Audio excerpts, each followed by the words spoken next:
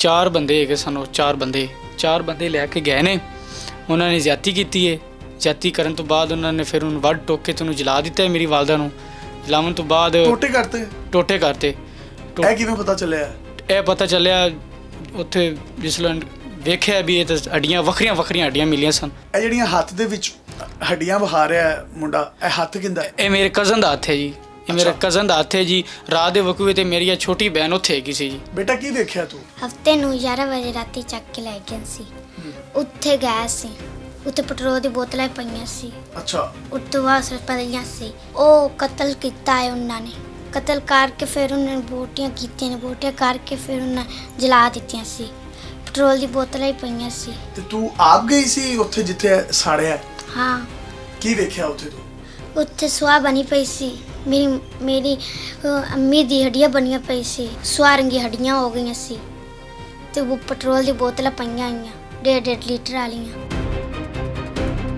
अस्सलाम वालेकुम जी। भावल नगर में एक ऐसा वाकया पेश आया है। ये वीडियो आप अपनी स्क्रीन पर देखें। 5 बच्चों की मां को जिंदा तेल छिड़क कर मुबैना तौर पर आग लगा दी गई है। ये पूरा एरिया राख बन चुका है। ये आप हाथ में जो हड्डियां देख रहे हैं, ये इस खातून की हड्डियां हैं।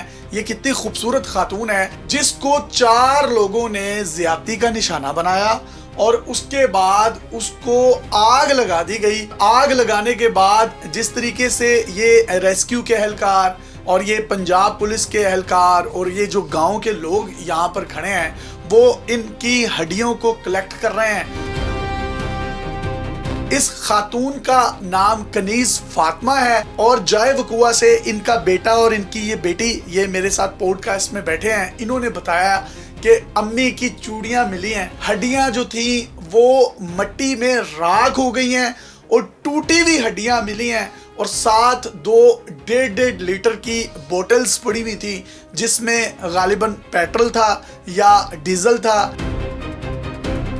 ये जो बच्ची सहमी हुई बैठी हुई है, ये उस खातून की बेटी है और ये जो शख्स बैठा है ये उसका बेटा है। और बच्ची ने जाए वकुआ को खुद विजिट किया है। ये तो एक बहुत बड़ा हादसा हो गया, लेकिन हादसे के बाद सानिहा ये हुआ है कि इन्होंने पोस्टमार्टम करवाने के लिए DHQ हॉस्पिटल भावल नगर का जब रुख किया तो उन लोगों ने 3000 रुपया इनसे लिया। ये गरीब लोग हैं। ये जो बच्चा मेरे सामने बैठा है ये ईंटें उठाता है, मजदूर है। इनको कहा गया कि आप 3000 रुपया दें, हमने कुछ बोतल्स लेकर आनी है जिसमें हड्डियां रखनी है आपकी माँ की। और अभी मुझे इन्होंने बताया कि हमारे घर में तो यार आटा भी नहीं था कल खाने के लिए, तो हमने वो भी 3000 रुपये कोई गाँव वालों से उठा कर दिए। उसके बाद पुलिस एहलकारों ने इनसे पैसे तलब किए।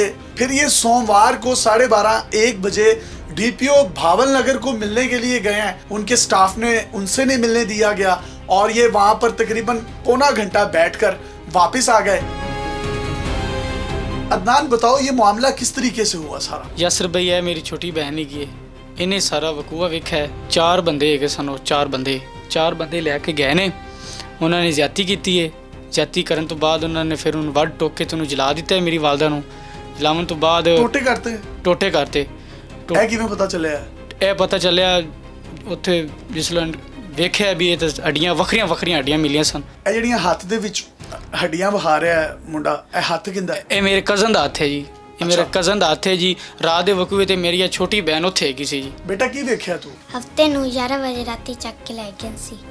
ਉੱਥੇ ਗਏ ਸੀ, ਉੱਥੇ ਪੈਟਰੋਲ ਦੀ ਬੋਤਲਾਂ ਪਈਆਂ ਸੀ। ਅੱਛਾ। ਉੱਤੋਂ ਬਾਅਦ ਪਈਆਂ ਸੀ। ਉਹ ਕਤਲ ਕੀਤਾ ਹੈ ਉਹਨਾਂ ਨੇ। ਕਤਲ ਕਰਕੇ ਫਿਰ ਉਹਨਾਂ ਨੇ ਬੋਟੀਆਂ ਕੀਤੀਆਂ ਨੇ। ਬੋਟੀਆਂ ਕਰਕੇ ਫਿਰ ਉਹਨਾਂ ਜਲਾ ਦਿੱਤੀਆਂ ਸੀ। ਪੈਟਰੋਲ ਦੀ ਬੋਤਲਾਂ ਹੀ ਪਈਆਂ ਸੀ। ਤੇ ਤੂੰ ਆਪ ਗਈ ਸੀ ਉੱਥੇ ਜਿੱਥੇ ਸਾੜਿਆ? ਹਾਂ। ਕੀ ਵੇਖਿਆ ਉੱਥੇ ਤੂੰ? ਉੱਥੇ ਸੁਆਹ ਬਣੀ ਪਈ ਸੀ। ਮੇਰੀ ਅੰਮੀ ਦੀ ਹੱਡੀਆਂ ਬਣੀਆਂ ਪਈ ਸੀ। ਸੁਆਹ ਰੰਗੀ ਹੱਡੀਆਂ ਹੋ ਗਈਆਂ ਸੀ ਤੇ ਉਹ ਪੈਟਰੋਲ ਦੀ ਬੋਤਲਾਂ ਪਈਆਂ ਆਈਆਂ 1.5 लीटर वालियां। तो जनाब ये देखें, ये छोटी सी बच्ची है और ये बता रही है, मेरे से तो हिम्मत भी नहीं हो रही, मेरे रोंगटे खड़े हो रहे हैं। मतलब जिसने अपनी वालदा को इस तरीके से वहाँ पर हड्डियाँ या राख बनी हुई देखी है। फिर की होया? मतलब बच्ची नाल मेरी हिम्मत नहीं पै रही मैं गल करा। फिर अगे मतलब की होया? कि की होना सी? बस पुलिस वाले आए कि इन्वेस्टिगेट करते रहे ने, लेकिन वो बस ਦੂਰ ਦੂਰ ਹੀ ਖਲੇ ਰਹੇ ਨੇ, ਉਹਨਾਂ ਨੇ ਸਹੀ ਚੱਜ ਨਾਲ ਨਹੀਂ ਕੀਤੀ, ਕੋਈ ਵੀ ਇਨਵੀਟੇਸ਼ਨ ਕੋਈ ਨਹੀਂ ਕੀਤੀ ਚੱਜ ਨਾਲ। ਅਸੀਂ ਕੋਲ ਖਲੇ ਰਹੇ ਹਾਂ, ਹੱਡੀਆਂ ਚੁੱਕਦੇ ਰਹੇ ਨੇ, 1122 ਵਾਲੇ ਵੀ ਆਏ ਸਨ। ਅੱਛਾ। ਉਸ ਤੋਂ ਬਾਅਦ ਦੂਸਰੀ ਇਸ ਪਾਣੀ ਵਾਲੇ ਜੇ ਸੱਟਾਂ ਨਾਲ ਉਹ ਵੀ ਆਏ ਰਹੇ ਨੇ, ਇਹਨਾਂ ਨੇ ਫਿਰ ਉਹ ਹੱਡੀਆਂ ਚੱਕੀਆਂ ਨੇ। ਇੱਕ ਇਹਨਾਂ ਦਾ ਵੱਡਾ ਅਫਸਰ ਸੀ, ਉਹ ਆਇਆ ਸੀ, ਉਹ 2-3 ਕਿੱਲੇ ਦੂਰ ਖਲਾ ਰਹੀ ਹੈ, ਠੀਕ ਹੈ, ਉਹਨੇ ਕੋਈ ਮਤਲਬ ਇਹ ਵਿਜ਼ਿਟ ਨਹੀਂ ਕੀਤਾ ਇੱਥੇ ਆਏ, ਕੁਝ ਵੀ ਨਹੀਂ ਕੀਤਾ। ਤੇ ਉਹ ਫਿਰ ਕਿਹੜਾ ਸੀ ਅਫਸਰ?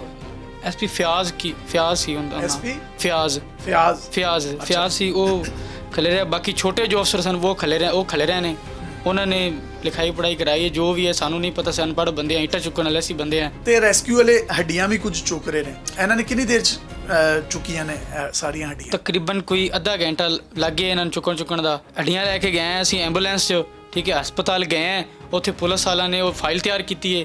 ਤਿਆਰ ਕਰਨ ਤੋਂ ਬਾਅਦ ਪੁਲਿਸ ਵਾਲਾ ਨੇ ਸਾਡੇ ਕੋਲ 5000 ਰੁਪਇਆ ਮੰਗਿਆ।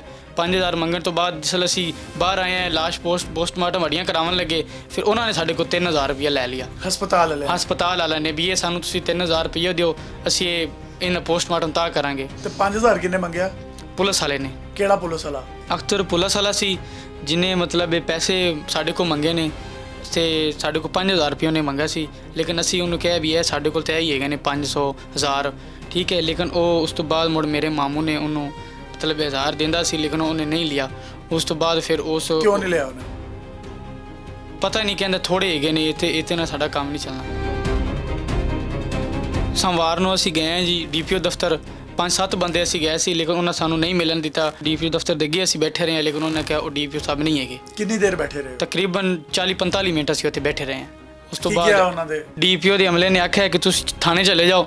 ਥਾਣੇ ਗਏ, ਥਾਣੇ ਵਾਲਾ ਨੇ ਆਖਿਆ ਵੀ ਤੁਹਾਡੀ ਅੰਮੀ ਵੀ ਰਲ ਕੇ ਨਸ਼ਾ ਕਰਦੀ ਸੀ, 5 ਜਣੇ ਉੱਥੇ ਰਲ ਕੇ ਨਸ਼ਾ ਕਰਦੇ ਰਹੇ, ਲੇਕਿਨ ਉਹਨਾਂ ਨੇ ਇਹ ਆਖਿਆ ਕਿ ਅਸੀਂ ਬਚ ਗਏ, ਤੇਰੀ ਅੰਮੀ ਨਸ਼ਾ ਕਰਦੀ ਪਈ, ਆਪੇ ਅੱਗ ਲੱਗੀ ਆ, ਉਹ ਤੁਹਾਡੀ ਅੰਮੀ ਸੜ ਗਈ। मतलब आपकी वालदा सड़ गई और बाकी जो 4 थे वो बच गए। उनका कहना है, वो आते नहीं कि ये आपकी जो अम्मी है वो भी नशा करती थी। तो बाकी वो 4 मुलजमान कितने ने जिन्होंने किया है? हवालात ही ढके हुए ने जनाब। ये FIR भी आप अपनी स्क्रीन पर देख रहे हैं, और वो 4 मुलजमान जो हैं, इनका कहना है ये पुलिस की हिरासत में है। तो पुलिस तावन कर रही है? ਪੁਲਿਸ ਤਾਵਨ ਨਹੀਂ ਕਰ ਰਹੀ ਹੈ। ਇਹ ਮਰੀਮ ਨਵਾਜ਼ ਹੈਗੇ, ਸਾਡੀ ਅਪੀਲ ਹੈ। ਉਹ ਤਾਂ ਕਹਿੰਦੀ ਸੀ ਕਿ ਸਾਡਾ ਜਿਹੜਾ ਪੰਜਾਬ ਹੈਗਾ ਇਹ ਸੁਥਰਾ ਹੈਗਾ ਜੀ, ਇਹੀ ਨਹੀਂ ਹੋਏਗਾ, ਕਿਸੇ ਦੀ ਮਾਂ ਬਹਿਨ ਇਹੀ ਨਹੀਂ ਹੋਏਗਾ। ਲੇਕਿਨ ਇਹ ਦਿਨ ਰਾਤੀ ਚੁੱਕ ਕੇ ਲੈ ਗਏ ਨੇ ਕਿ ਮੇਰੀ ਮਾਂ ਨੇ ਇਹਨਾਂ ਨੇ ਜ਼ਿੰਦਾ ਜਲਾ ਦਿੱਤਾ ਜੀ, ਟੋਟੇ ਕਰਕੇ ਇਹਨਾਂ ਨੇ ਜੀ ਜਲਾਇਆ ਜੀ। ਸਾਡੇ ਘਰੇ ਕੀ ਹੈਗਾ? ਸਾਡੇ ਘਰ ਤੱਕ ਕੱਲ ਦਾ ਆਟਾ ਵੀ ਨਹੀਂ ਹੈਗਾ। ਸਾਨੂੰ ਇਨਸਾਫ ਚਾਹੀਦਾ ਹੈ, ਤੇ ਸਾਡੀ ਮਰੀਮ ਅੱਗੇ ਇਹ ਅਪੀਲ ਹੈਗੀ ਹੈ ਕਿ ਉਹ ਸਾਨੂੰ ਇਨਸਾਫ ਦੇਣ, ਸਾਨੂੰ ਹੋਰ ਕੁਝ ਨਹੀਂ ਚਾਹੀਦਾ जी। मैडम मैं ये चाहूँगा कि चलें, ये हादसा हो गया इनके साथ, लेकिन इससे बड़ा क्या सानहा होगा। DHQ हॉस्पिटल भावल नगर का जो हमला है, उन्होंने इनसे 3000 रुपये पोस्टमार्टम के लिए हैं, और 5000 रुपये इनके मुताबिक पुलिस वाले मांगते रहे हैं। 1000 रुपये इन्होंने निकाल के दिया तो उन्होंने इनकार कर दिया। DPO से इनको नहीं किसी ने मिलने दिया। SP इन्वेस्टिगेशन इनका कहना है वहाँ पर आए हैं, वकूए से वो 2 एकड़ दूर खड़े रहे हैं और उसके बाद वहाँ से चले गए हैं। मैं ये चाहता हूँ कि ये DHQ अस्पताल के अमले को भी आप कैफरे किरदार तक पहुँचाएं, और ये पुलिस के जिन लोगों ने अभी तक इनके साथ तामुन नहीं किया, ये गरीब लोग हैं, और ये छोटी सी बच्ची मेरे सामने बैठी है जिसने अपनी आंखों के सामने ये वकूआ देखा है। आपका ये फ़र्ज़ है, और आप ये इन तमाम लोगों को कानून के कटहरे में लेकर आएँ।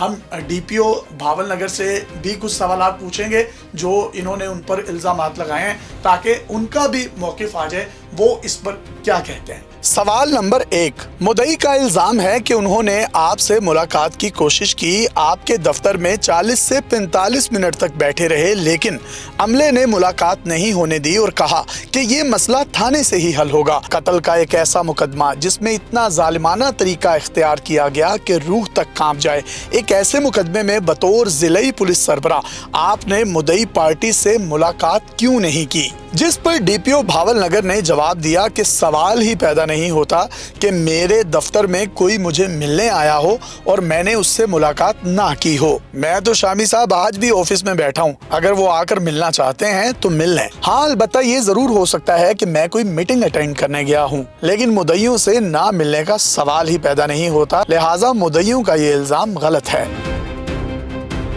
सवाल नंबर 2, डीपीओ साहब, आपके एसपी इन्वेस्टिगेशन ने भी जाए वकुआ का मुलाहिजा नहीं किया, बल्कि वकुआ से 2 एकड़ दूर से ही वापस चला गया। क्या वो इतने नाजुक तबीयत हैं कि वकुआ नहीं देख पाए? हमारे इस सवाल पर डीपीओ साहब ने थोड़ी सी नाराजगी का इजहार किया और कहा, आप मेरे एसपी की नाजुक तबीयत पर सवाल उठा रहे हैं, आपने अपनी टीम के लोग ही सही नहीं रखे हुए। ये किस तरह के वो सवालात पूछते हैं? एसपी वहाँ 100% विजिट पर गया था और ये बात मैंने एसपी इन्वेस्टिगेशन से कंफर्म भी की है। एक ਇਹਨਾਂ ਦਾ ਵੱਡਾ ਅਫਸਰ ਸੀ, ਉਹ ਆਇਆ ਸੀ, ਉਹ 2-3 ਕਿੱਲੇ ਦੂਰ ਖਲਾ ਰਿਹਾ ਹੈ, ਠੀਕ ਹੈ, ਉਹਨੇ ਕੋਈ ਮਤਲਬ ਇਹ ਵਿਜ਼ਿਟ ਨਹੀਂ ਕੀਤਾ ਇੱਥੇ, ਕੁਝ ਵੀ ਨਹੀਂ ਕੀਤਾ, ਤੇ ਉਹ ਫਿਰ ਕਿਹੜਾ ਸੀ ਅਫਸਰ?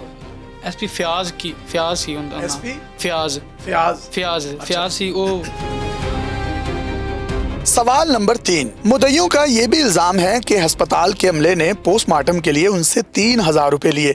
तो क्या इस हमले के खिलाफ पुलिस की तरफ से कोई कार्रवाई की गई? जिस पर डीपीओ साहब ने जवाब दिया कि ये बात मेरे इल्म में नहीं, आप मेरे इल्म में ले आए हैं, लिहाजा अब मैं अस्पताल के अमले के खिलाफ जरूर कानूनी कार्रवाई करूंगा। और इस बात की उन्होंने मुझे यकीन दहानी भी करवाई।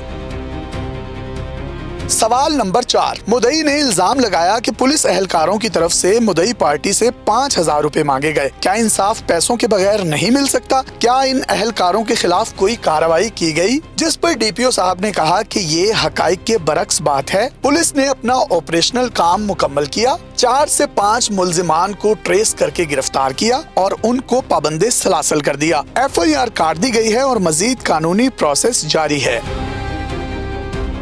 सवाल नंबर 5, मुद्दई का इल्जाम है कि पुलिस एहलकार ये करार दे रहे हैं कि झोंपड़ी में खातून नशा कर रही थी कि आग लग गई।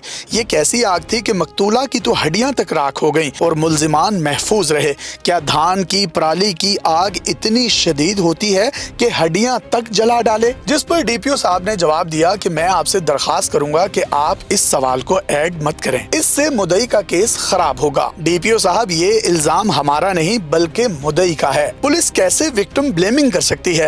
एक लम्हे के लिए अगर मान भी लिया जाए कि वो औरत नशा कर रही थी, तो क्या ये इस चीज का जवाज है कि उसको जलाकर राख कर दिया जाए, जबकि मुल्जिमान में से किसी को एक आंच भी ना आई हो?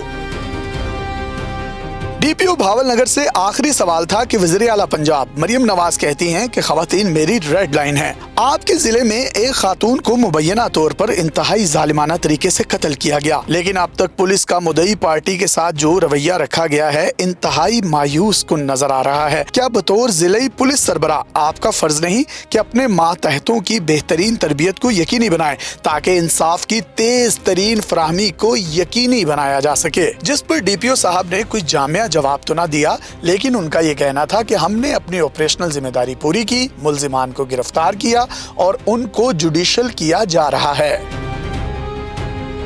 डीपीओ साहब का भी तमाम तर मौक़िफ़ आपने सुन लिया है। अब इसमें कौन गलत है कौन दुरुस्त है इसका फैसला आपने करना है। जो लोग भी इसके जिम्मेदार हैं उनको कैफरे किरदार तक जरूर पहुंचना चाहिए। अपने मेज़बान को इजाज़त दीजिए और देखते रहिए DD पाकिस्तान।